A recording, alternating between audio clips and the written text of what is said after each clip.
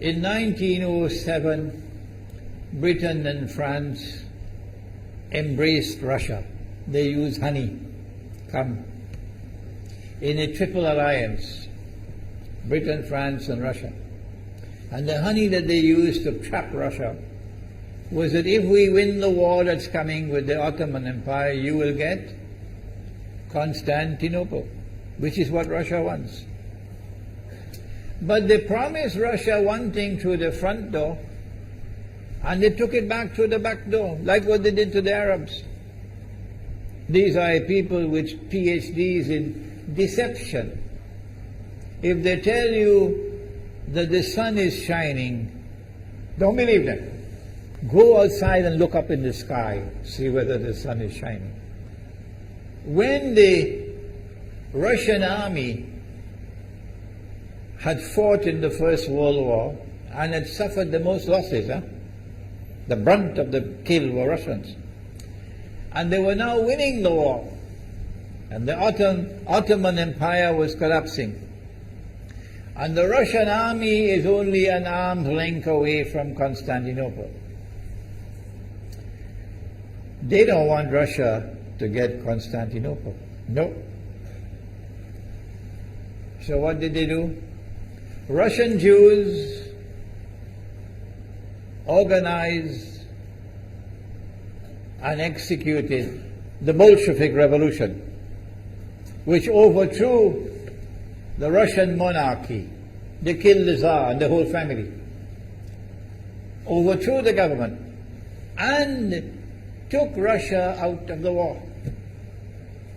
So the Russian army had to stop in its tracks and could not go to Constantinople. In other words, the Russian Jews stabbed Russia in the back. They did more than that. They brought communism. Communism is not Russian. These dum-dums don't understand that. Communism was created to destroy Russia. Why don't these dum-dums understand it? Communism is not Russian. Communism was created to destroy Russia, to destroy the Russian Orthodox Church. So they brought communism in the Soviet Union. And for the next 60, 70 years, this Zionist-created entity called the Soviet Union waged war on religion, waged war on the Russian Orthodox Church, killed the priests, closed down the monasteries and churches and so on. 60, 70 years. And then, when the appropriate time came and Israel came into being, it is this same Soviet Union which opened the doors for millions of Russian Jews to now migrate to Israel. If you go to Israel today, you might believe you're in Russia. So many people speaking Russian. These are the Russian Jews. And then the Soviet Union, 6 years after Israel came into being, did something strange and mysterious.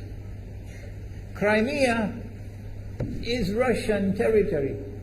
Crimea is a part of Russia. The Soviet Union decided to give Crimea as a gift to Ukraine. Why did they do that? The historians don't tell you. So let Imran tell you. They gave Crimea to Ukraine in order to stab Russia in the back one more time. Because if Russia loses Crimea, it will enhance Israel's security. The Russian Navy is based in Crimea, and there's a straight line from Crimea to Constantinople. To get out of the Black Sea and to get into the Mediterranean Sea, you got to pass through the Bosphorus. And the city of Constantinople is located right there on the Bosphorus. So they gave Crimea as a gift to Ukraine. They never bothered to consult the people of Crimea and get their consent. No. They never bothered to seek the permission of the Russian people. No. But Washington doesn't want to hear that. The foolish man who now sits in the White House of the United States, the foolish man who would like to pretend that he's a man of wisdom, he doesn't want to hear. But what are the rights of the Russian people? Were they not violated? Do they not have the right to correct Iran and recover the territory which was unjustly taken away from them on Israel's behalf? Obama doesn't want to hear that. It's inconvenient for them. But in this masjid, we will expose whether it's convenient to you or not. They did more than that. Not only did they give Crimea to Ukraine, but earlier on they gave eastern Ukraine. Eastern, part of it is now eastern Ukraine was Russian. It was Russian. And the Soviet Union gave it as a gift to Ukraine. Why is it being given to Ukraine? Answer is that when the proper moment comes, the same people who brought the Soviet Union into being now have a method by which they can cause it to collapse. The method that they're using now in Venezuela, popular demonstrations, they did it in Egypt, they did it in Tunisia, they are masters of that. They did it with the Soviet Union. I used to think that the Soviet Union collapsed because of Allah's kindness. But I was wrong. No, it was the Zionists who brought down the Soviet Union because they didn't need it anymore. Like tomorrow they wouldn't need you anymore, Saudi Arabia. And they wouldn't need you anymore, Islamabad. When will you understand that? They'll just throw you to the dogs. You served them long enough. So they brought down the Soviet Union. Why? So that Ukraine might emerge as an independent state. That's danger for Russia. They prepared the way. And now Ukraine emerges as an independent state. So the rope is around Russia's neck now. And from that day, when the Soviet Union collapsed, until yesterday, the relationship between Russia and Ukraine was always problematic. But the people of Ukraine still had the good sense and wisdom to appoint a government that was pro-Russian. The Zionists decided it's time for us to use our, the street demonstrations. And last October, November, December, the world witnessed Caracas all over again. And eventually, the Zionists got what they wanted. You have the money, and you can send in your special people, snipers who will kill, and so on, throw petrol bombs and so on.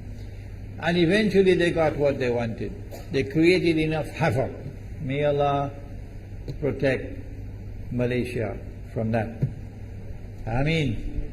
Ameen. And the president of Ukraine fled. He's a democratically elected according to your method, Mr. Obama, according to your system. He's a legally elected president of Ukraine. And he had to flee.